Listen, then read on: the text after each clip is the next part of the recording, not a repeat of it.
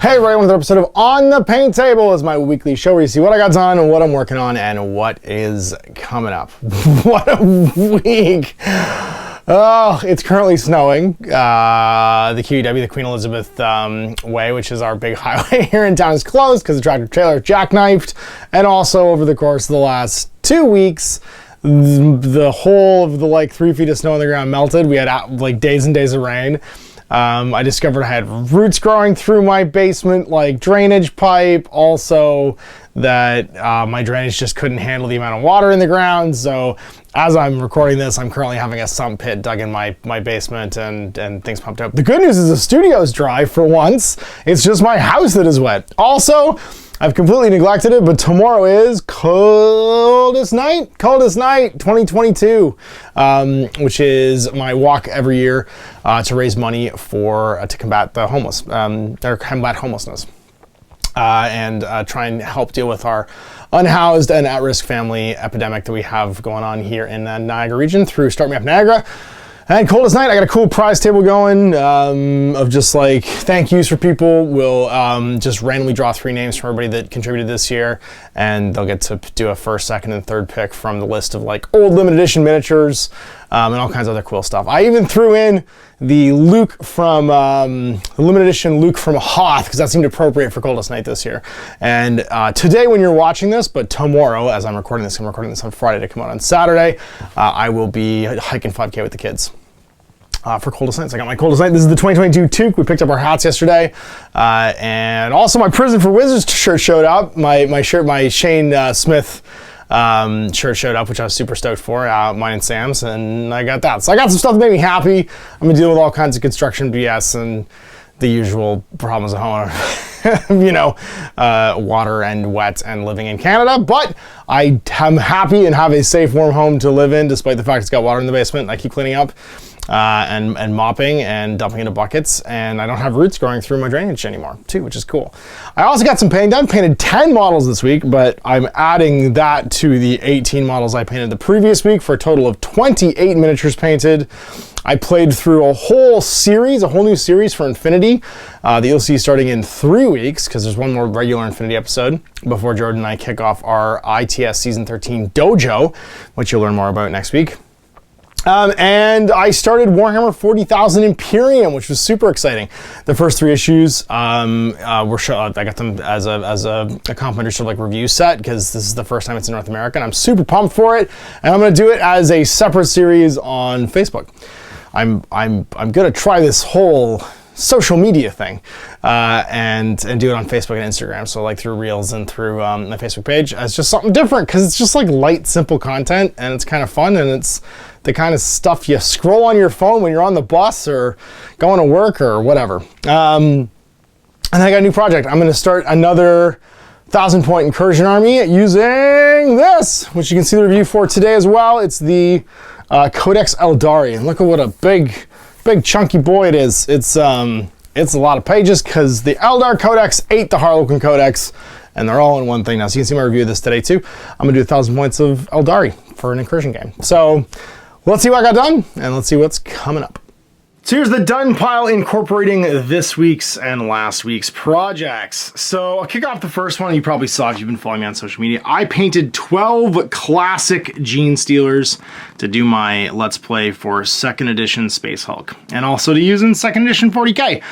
This is a mix of the 1st edition Genestealers, which are left arm up, right arm down, and the Advanced Space Crusades / I think Tyranid Attack Genestealers, which are right arm up, left arm down. So 2 poses of this Genestealer in plastic. I also, the thing I have really scarce of, I don't have any arms. Because I also have the 2 metal Genestealers that were sculpted in this era that I want to use as unit leaders, but I've got 2 6-man groups here for 2nd edition and 12 Genestealers to hang out and party basically in Space Hulk. Then I also finished off my ITS lists for the Infinity ITS Season 13 Dojo that Jordan and I are doing. We're basically you'll see the sort of preview for this next weekend, but we're rolling up 3 missions and playing through as if we were playing an ITS to practice playing in the ITS format. So 2-hour rounds 2-list format. We know the 3 missions in advance we're going to play in order. And yeah, we've basically had a ton of fun doing this. We got the first season done, and then we're going to switch factions. And I picked O-12 as my faction in the end. So I painted up Parvati and a Udbot. I painted up Shona Carano. We got Ensign Catherine Cho, a Cyber Ghost with his cool club, and then a Bronze with a Red Fury. So that goes with my existing collection of O-12 stuff over here. So if you want to try and noodle on my 2 lists, you can. But I had a ton of fun playing it, and Jordan played with his Acon, which is his deepest collection. Did a 2-list format thing for Acon. And then last but not least, Jay and I started recording the Somerset Strikers expansion for Battletech. Now, this is going to be a whole thing. I'm going to do another Throwback Thursday review for this expansion book for Battletech, but basically, there was a time where Battletech was literally reigning supreme. It had a Sega CD game. It had its own TV show, an animated series. It had like a series of toys by Tomy. Like it had everything. Like it was in the mainstream media zeitgeist for the time in the mid 90s or early 90s. And so it's an interesting thing to explore. Like people who play tabletop games today don't really realize that there was a time where there was like 3 or 4 companies that were all just punk rock and struggling for supremacy. And Facet Corporation was a big gun. They had a lot of fingers and a lot of pies. And this source book shows kind of all that in one spot. So we're gonna play through all the missions from the Somerset Strikers expansion for Battletech and just show the crazy silliness. Like literally, I needed to paint up these 10 Clan Jade Falcon Omnimax for a classic Battletech mission. And the bucket's completely insane. We end up playing it as Alpha Strike instead. We just converted over and use the win conditions. But like, it's complete madness. Like there's all kinds of crazy stuff in here like that. And so I actually needed like a ton of the same mech. I needed like because it was only basically because of the way the animation worked. They used really expensive high-end computer animation in the TV show, and they wanted each of the main cast to have their own mech. So there's like I think there's 6 or 7 inner sphere mechs plus some battle armor and some like flyers and stuff that get animated.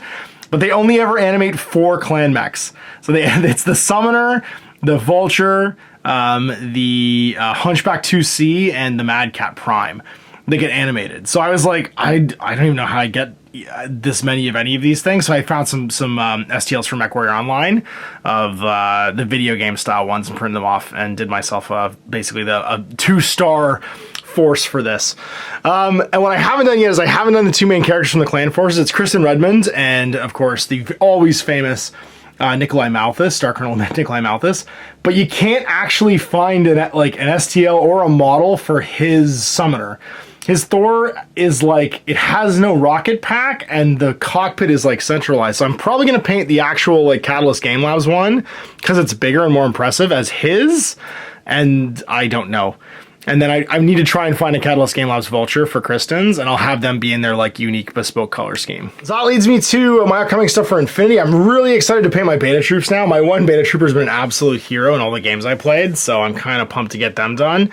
And we're thinking about round 2 right now, and without going too crazy, I think I might go and dive into my Nomads again and play Nomads, but I might not play a Sectorial. I might just play vanilla Nomads, because they're changing all the fire team rules. And we're having a lot of fun with this, but I don't want to play with rules I know are going to change. So I think what I might do is play with the just like the generic faction and open my options wide and not have a ton of like, not lean into fire teams because I feel like they're going to change a lot. I stripped, primed, and then base coated this old fella, the old 2nd edition Eberzor Assassin, because I want to be able to feature him in an upcoming 2nd edition game with Chris, and started collecting this. So I was kindly sent some samples of the new Eldar to put together an incursion force for my incursion series for 40k. So 1,000-point game. So I built myself a carrying case for it to magnetize them all. I got some Dark Reapers and Mogan Raw, who I'm super pumped to paint. Some Warlocks. I got myself a Farseer and a jet bike. And then a unit of Guardians to go with my stuff from Eldritch Omens. So I've also got my Rangers and my Ranger Outriders, as well as if I want to paint them, I can paint up the Autark as well. Last but not least, if you haven't watched it already, I did a sort of like like I think you call it a playthrough, but like a build play for issue 1 of Imperium, using like basically showcasing what comes in here. I'm kind of pumped about it. Like, Cash had a lot of fun playing it with me after I built and painted on camera. And I'm gonna do this as like a little Instagram series. I've got basically each week I'm gonna do one of these until I'm caught up. So I've got issues 2, which has some Necron Warriors with my Canoptic, what is it? Runelord Brass in here, and then the variant Assault Intercessors, who are actually different poses from the ones I have, which I'm pretty pumped about, with some Macragge Blue. So there you go. I got 28 miniatures painted in the last 2 weeks, and lost a lot of sleep and mopped up a lot of water, and currently have holes being dug under my house, but it's been productive. I got a bunch more projects to do. I'm pumped for my Incursion Force. I'm going to try and get a game with it next weekend, which means I got like a week to paint it. So if you want to watch it in progress, follow me on social media, and you can check out my shots on Instagram and stuff like that. I'm also going to do another episode of Imperium for next week, and I don't know if I'm gonna. The problem is I've had so many plans on the go right now. I don't know when everything else is going to come out, but I'm gonna try and get back to. It's all my time's been eaten up at home, basically, to be able to do my live show as well. So I'm hopefully going to get back to wargaming this week. If not next week, then the week after. And also, you can check out my GMG review today of Codex Eldari. So big thanks for watching. We'll see you next week to see what gets done. Till then, Ash, happy wargaming. Hey there, I hope you enjoyed that video. There are tons of other games already recorded for you to watch. Click over to my channel page if you haven't already, and have a look through the dozens of playlists full of videos. I guarantee you'll discover a game you haven't seen played before. I put out new videos 7 days a week, and every day is themed to a different genre as I continue to explore the wider world of gaming. Of course, none of that's possible without you, the viewer, so click a like and subscribe if you'd like to stay on top of what's happening here daily. My 2 kids and I are massively grateful to be able to have the flexibility of this job so I can always maximize my time with them. If you want to support me continuing to put out this content, it's only possible because of my amazing backers on Patreon who support the studio, equipment, and model cost, as well as being how I make the bulk of my living. You can also help out by buying a t-shirt through Spreadshirt, a measuring gauge or widget from Death Ray Designs, or buying one of my games and supplements like Last Days, Gamma Wolves, and Blaster. As a way of showing my appreciation, patrons get early access to new games and supplements that I write throughout the course of the year. Huge thanks for watching. It really does help out, and happy gaming.